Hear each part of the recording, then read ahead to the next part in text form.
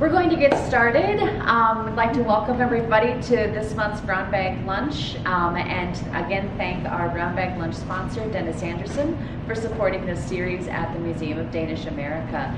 My name is Tova Brandt, and I'm happy to welcome you all and introduce today's topic and speaker. It's an outdoor-themed presentation today, specifically about the monarch migration that is taking place this time of year through this part of Iowa. And fortunately, it is actually a beautiful day outside, so we can take a look and try our hand at the topic, which is butterfly tagging identification, and specifically we're really looking at the monarch migration. And so Brad Rasmussen is here to talk about his experience in this and guide us through better understanding of monarchs and their environment. So, Brad. All right, I am not an expert. I am just someone that is very into these types of things. So we started tagging at our house 3 years ago. We didn't get very many that year. Actually, I think we actually started 4 years ago, and we didn't get any at all because we started too late. Then the next year, I called down and I said, hey, can I still use the same tags that I had ordered the year before? And they said, if they have been kept in a cool, dry, and still in the same envelope that they come in. And so they were. And so then we tagged only 7, I believe. And then last year, we got our tags a little sooner, and we tagged 25. We could have tagged more, but we ran out of tags. And so then my grandson always says, Grandpa, how come you didn't order more tags? And I said, remember, Jacob, the year before and the year before that, we didn't do very well. So why order a bunch if we only tag that? So this year, we have started tagging, and this is our sheet. So we have 3 tags left, and the 3 tags that I have left, I need to save, or at least I need to save one, because our one son lives in Melbourne, and he would like to see if he could catch one in his yard. So we will be taking one down to there, and I'd like to get my other son's family included, and they live in Omaha, so we need to save some of those. But this is one of the butterflies that we tagged a year ago. Another story, the first year we tagged, and we took the net, and I reached in and I got the net, or I got the butterfly out of the net, and we put the tag on. Jacob says, Grandpa, you better not have killed it. So we took it outside and we went down to where we had caught it, and I said, butterfly, you better fly. And it did. This is one of my favorite quotes because of having grandkids. So here are a picture of our 5, and so we do not inherit the land, but we borrow it from our kids or our grandkids. So I try to instill that we need to be taking care of the soil, the water, and the land because of the 5 grandkids. All right, I want to talk a little bit about ecosystems first, because out this direction and all along we have one of the ecosystems. That's the prairie. Then you have a woodland, and then you have a wetland. And there's probably several other types of ecosystems, but those are the 3 main ones that we find here. And at one time, Iowa was covered with like 80 to 90% with prairies. And today, we have less than 0.1% of prairies left. And so my encouragement is that we need to start working to preserve these ecosystems. Even if it's a small, like your backyard, you have a small section of your your flower bed, maybe turn into more of the indigenous types of grasses and plants instead of what we're typically normally we plant. So woodlands, this is out the back of our house. It's a very woody vegetated area filled with a lot of trees. That's the dominating plant that we find there. Wetlands. Oh, by the way, I also write children's books, so these are some of the artwork from the books that I have written. Wetlands are that you don't have to have a pond or a lake to call it a wetland. It's just a wet area where you find a lot of cattails and things of that nature, and they are very important for helping to keep the earth in proper functioning. And then we come to our prairies, and that's what we're here today about. And we have the prairie out here that we will be going out, and I do have some butterfly nets, and we can try our hand at catching them. It's kind of, the other day I was doing it in the yard, and I sat down at one of the benches, and I said, it's just like fishing. Sometimes you get them, and sometimes you don't. And then it's just like, or it's kind of like golf. You get that one good hit, and then you think, oh, I keep doing this again. So I get that one butterfly in the net, oh, I can go out and do it again. And it does get to be, it's very interesting, but it does get to be frustrating. I have to show you this. This is not mine, but it's one of my favorite. This is prairie plants, and this is why they are important.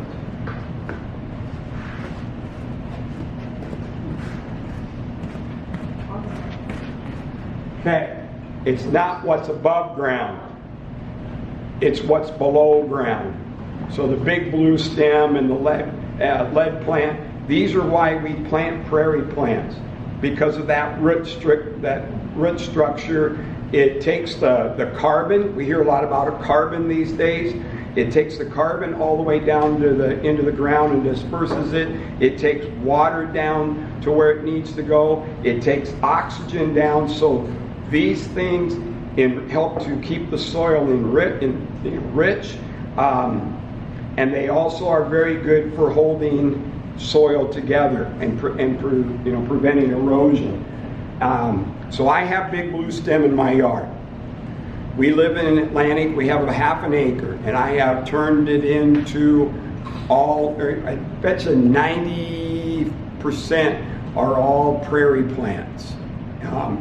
And then my wife tells me I can't make the little beds any bigger, and I say, no problem. Nature does a good job of that, because when that milkweed seed breaks open and it flows through the air, it starts coming up all over. Or prairie coneflower, or ironweed, I think that's the hard thing. Prairie plants get a bad rap because we call them weeds. You got your butterfly weed, you got your milkweed, but they are native to this area. And so that's why maybe we shouldn't be calling them weeds. Maybe we should look at them better. Maybe that would help. But the root structure is very important, because this points out the various structures. And the one that I want to really point out to you is, where's that turf grass? Anyway, on here, right here. This is about your roots of your turf grass, the bluegrass that we planted. So they're not very deep.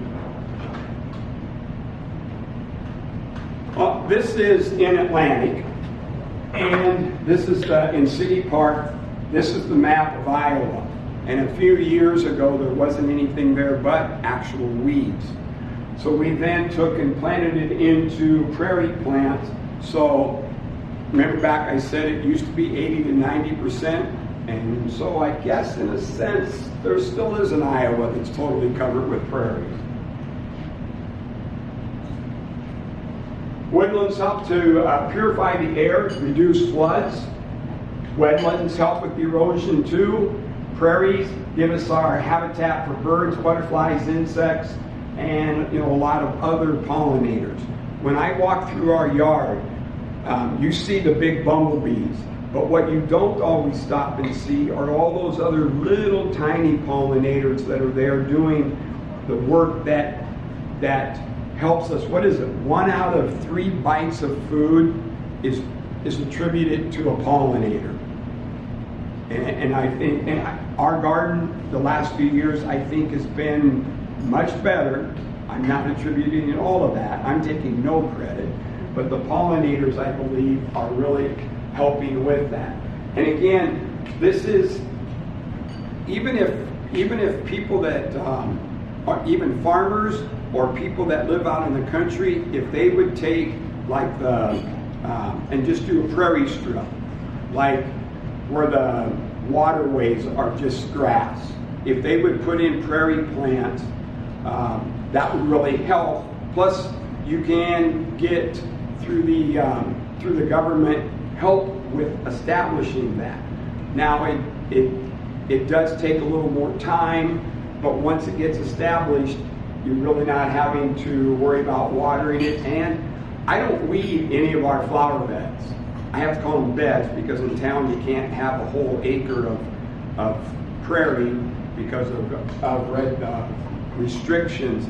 But I don't have to weed the flower beds because they get so thick. Sometimes I have to remove some of the prairie plants because they're taking over, and then I send them off to someplace else. Like my son has taken some down to Melbourne area and they're working out well there.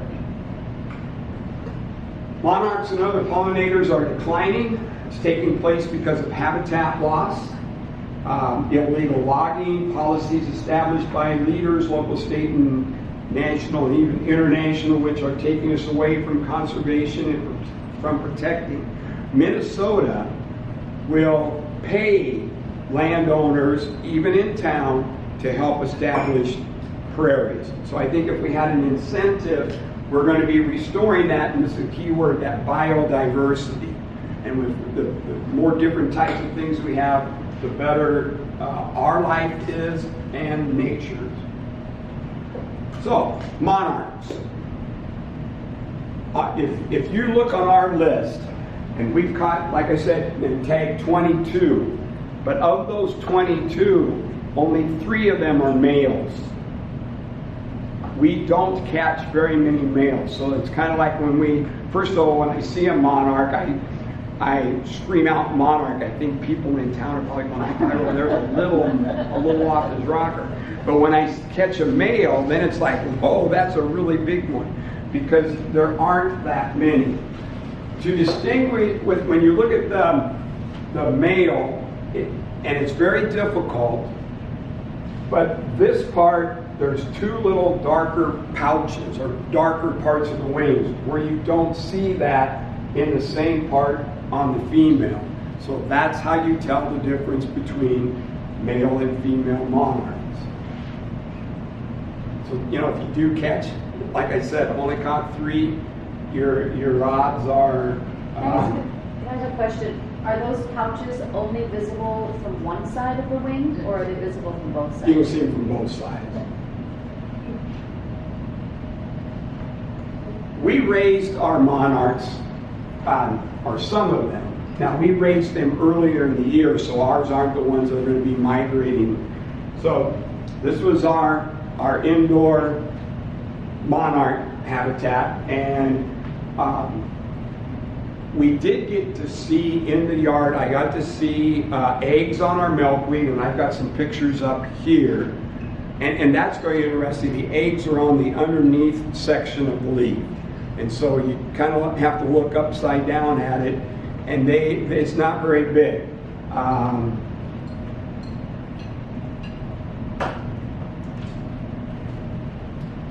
That's the egg. They aren't very big. And so When we ordered our monarchs to raise, we did not get them from the in the egg stage, so they were in the caterpillar. But the caterpillars were, let's say you clip your fingernails. That's about how big the caterpillar started out with, or as. And then we got to see the stages. So outside, I got to see the eggs. Outside, we got to see the caterpillars. We had like three of them that we found on the milkweed. And then I couldn't go any further, and I wondered why. Well, then I went and checked it out. Caterpillar can crawl 80 feet away from where it started. So I would have had to stay out there and watch it for 10 days or so, and then see where it went. So we didn't see the chrysalis, and then of course we didn't see the butterfly actually come out of that chrysalis, though we did see that, and I pass these around. These are the other pictures that go along showing you the different stages of the ones that we raised.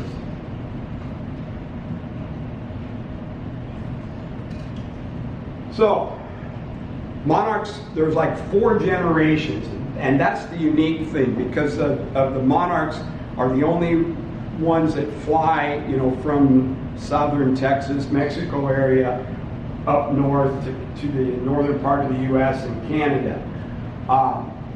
And so the ones now that we are tagging, that's my next goal, is hopefully someone will find one of our monarchs in its winter habitat, and then they will be able to notify us. That's usually February, after they've collected all the tags down there. Then they start posting it on the Monarch Watch site, and then you can go back off of your list and see if you have found one, and then you can print out a certificate that tells you that, yeah, your monarch made it all the way down and someone did find it.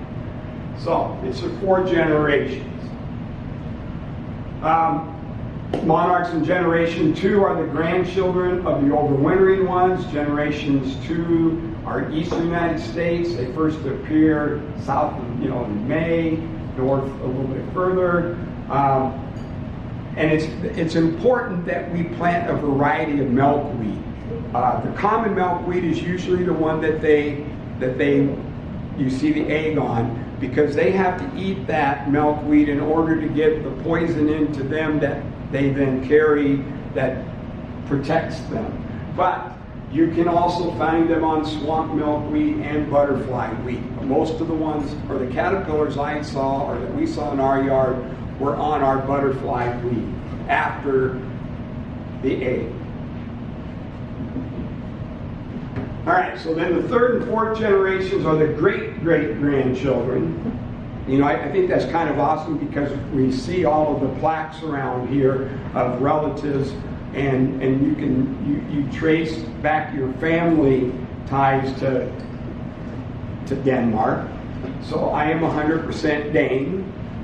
So it's kind of interesting to see that the monarchs have that same type of generations there. So, what do we need to improve our yard for pollinators? Big and little blue stem, butterfly weed, purple coneflower, prairie drop seed, all of those things that I see out and around the museum.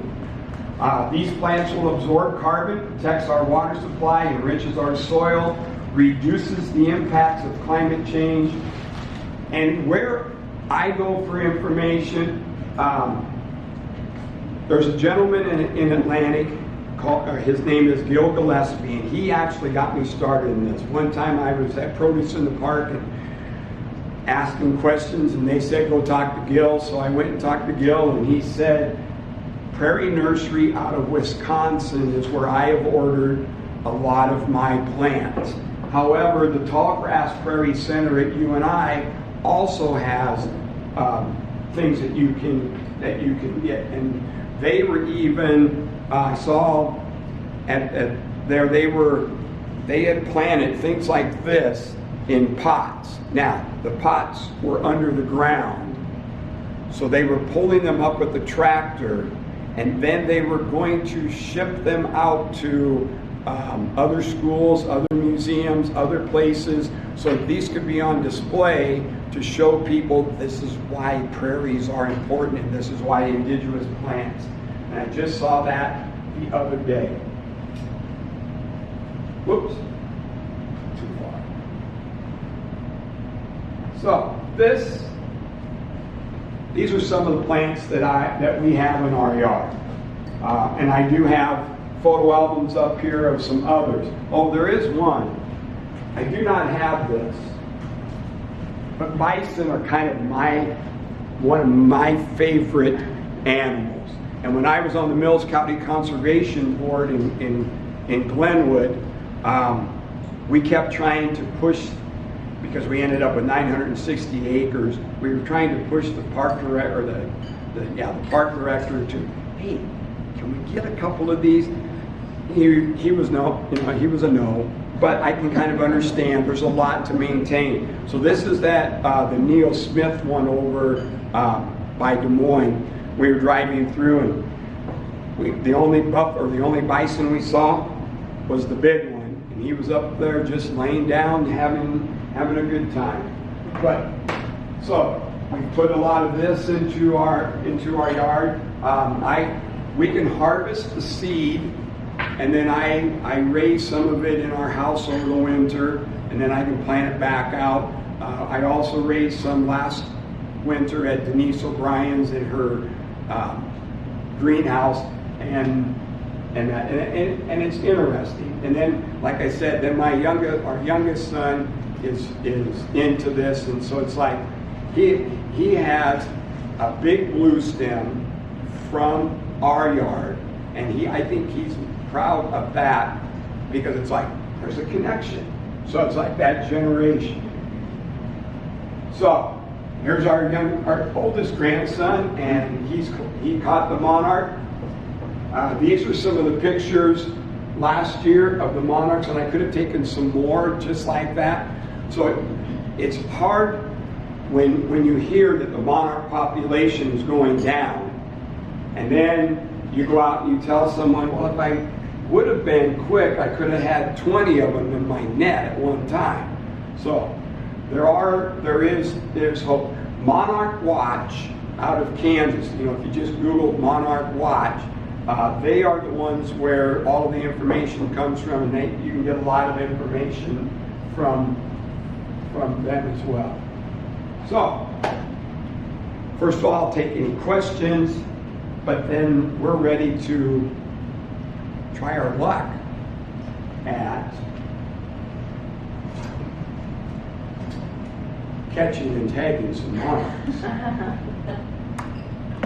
I do have handouts out here that you feel free to take. I got some on food security, I got some on bees, native landscapes, rain gardens, soil.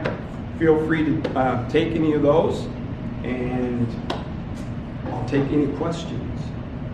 Yes? How do you feel that we get that blue stem started? Like, there's a lot of construction along the roads.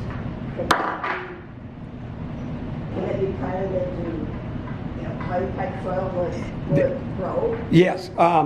When I go to order from Prairie Nursery in Wisconsin, probably the same at you and I. You and I think, is more seeds, whereas Prairie Nursery, you can get seeds or the actual plant. And they will then tell you what type of soil, clay soil or sandy soil or this type of soil, real dry soil, and then you can get the plant that would match that. And in all of the plants that I have planted, all of them that I have ordered, the ones that didn't work were my fault. Either I didn't get them out soon enough, and even though I tell you they have deep roots, they don't start out with deep roots. So the first year, you're going to have to water them and get them established. And that was probably my fault. I didn't take care of them that way. But I think that The only difficulty you have with indigenous plants like this is they have no trouble taking over like your Kentucky bluegrass. But if you've got some other brome or something like that, you may have to, cut it down really low and clear it out a little bit before you plant them in. But once they're established, they take off. So let's say you catch it. So there's a plant, so you got it like this. Then I try, it's not going to work because I don't have anything to. So then I try to grab it like so that there's enough room up here. And then I reach in very carefully, and what could I demonstrate this with? So let's say this is the Monarch. So I reach in and I grab it right along the thorax, not on the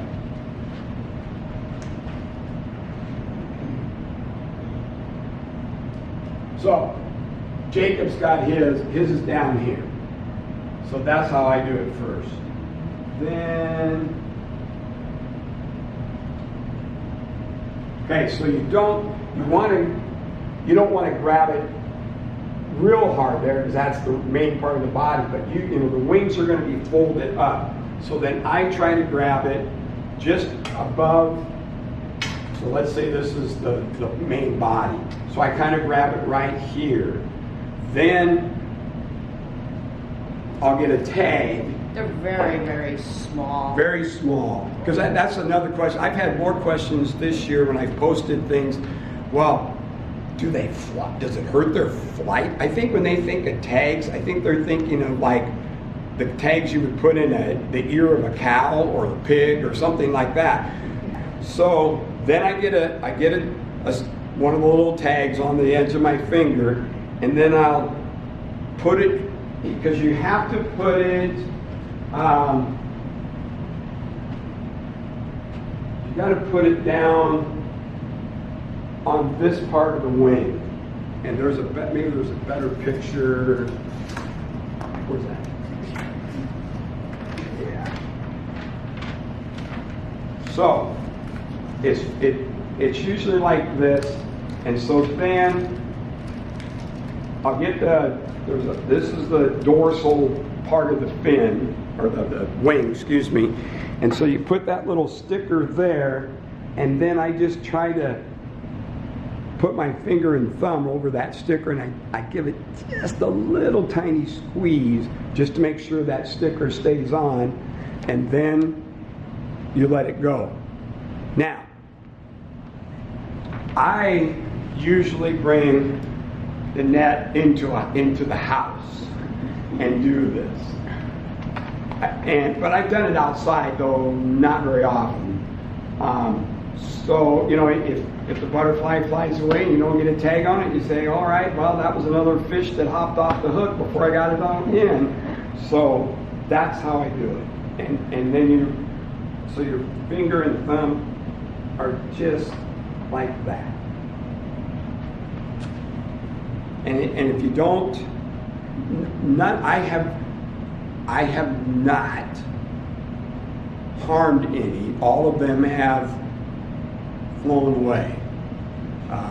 So thank goodness, because our Jacob would not be real happy with Grandpa. And these tags, it's very hard to read. I was reading the information here. Actually has the Monarch Watch information on it, and so that's how they know when they find them who to contact to report it. But you need a magnifying glass. Yeah, because see, you have to. Okay, what's the numbers?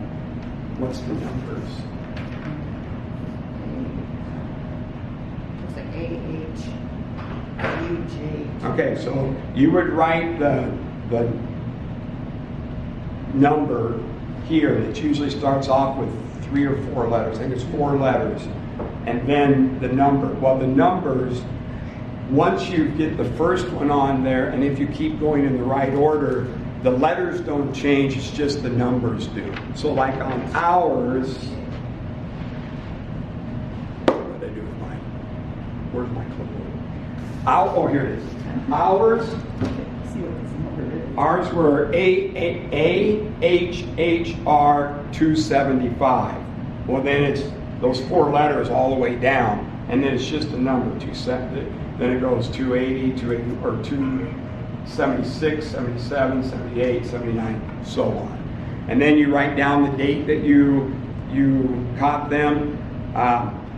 The first year I did this, and it came to, the M and the F I understood, male, female, got it. Then it came to R/W, and I kept going, what the heck? R/W. R is for the ones that we reared. W is for the wild ones.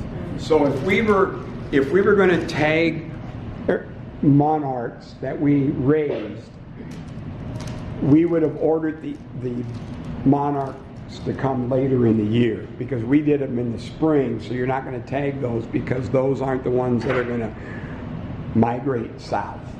That they would go and mate, and then you'd have the next generation and so on. So if we were going to do this again, we would order them, and then we'd start raising them probably 2 or 3 weeks ago, or maybe a little sooner, longer than that. I'm sorry if I missed this, I was a little late coming in, but when do they usually travel through our area? There's the best time that I have found is like last week and this week. So like the first 2 weeks of September. Now can you have some ahead of that? Yes. Can you have some after that? Yeah, but that's when the masses are coming through. And if you order, it'll tell you, of course, they tell you by north latitude. Well, now you got to figure out, does everyone know what latitude we're all at? So you'd have to go back and check that out. But usually what I have found out is the first 2 weeks of September. I'm seeing them this last week and this week. Yep. So, and it's a bit breezy out, so I don't know whether that's a good thing or a bad thing. It's kind of like when you go fishing and that kind of thing. But I'd say the majority of ours were caught last week. yes. Yeah, I was curious because a couple of years ago, we had an extraordinary amount of them out, and I walked the path to work. But then last year, maybe it was even longer ago than that, then maybe like 3 years ago. But the last couple of years, I haven't seen nearly as many. There was just 1 year there where it was just insane how many were covered on it. So I just wasn't sure when. And I think I've read a little bit. The New England aster is a very good one because it starts to come out in the fall, and that is their food source to help them get from north to south. So, and we have, if you drive by our yard now, it looks more purple, and so that's. And that's just starting to bloom out here. It's a little Have you slower. seen the huge clusters ever? That one, yes. That one. Whoops, you know what, maybe I just what was that?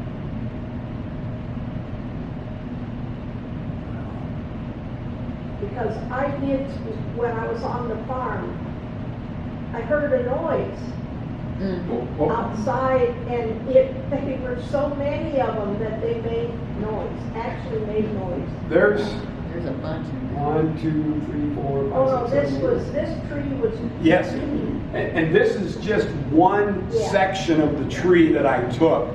But yeah, and then when you're there, it was like the other day when a hummingbird, and I'm maybe 4 feet from the feeder, and that thing, one of them came in. I thought, man, this sounds like a helicopter coming in. So in the one section along Bull Creek, for whatever reason, there is a bunch of trees, and that's where they will, if you're later in the evening, or maybe 5-ish or so, you start to see them fly in and land there. Now, I have not, nothing like what I see and hear happens when they get down to Mexico. But yeah, I thought it was pretty cool to see just that many. And it's amazing how much noise they make with their, what I call paper thin wings. It is amazing. And so we humans like things to look neat and proper. And so I think that is another reason why we lose some of our wild, is that nature doesn't want things looking like a golf course. They want things to look a little wild. And I think so then when we go into our backyards and we got to make this tree look this way and that way, then you lose some of that. And then that's where you have to work with city officials and understand that we can have neat here, but maybe we need to have a little bit of wild over here.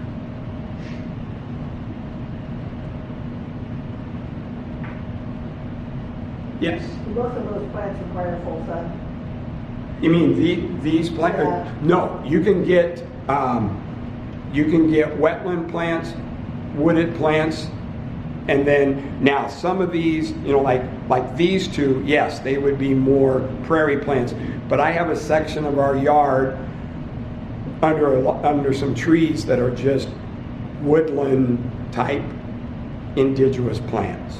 And if I could get some cattails, I would plant them not on my property, but down along Bull Creek and have them down there. And you know what? Maybe I can get some seeds sometime and just happen to let them fly. And oh, I didn't know how those appeared.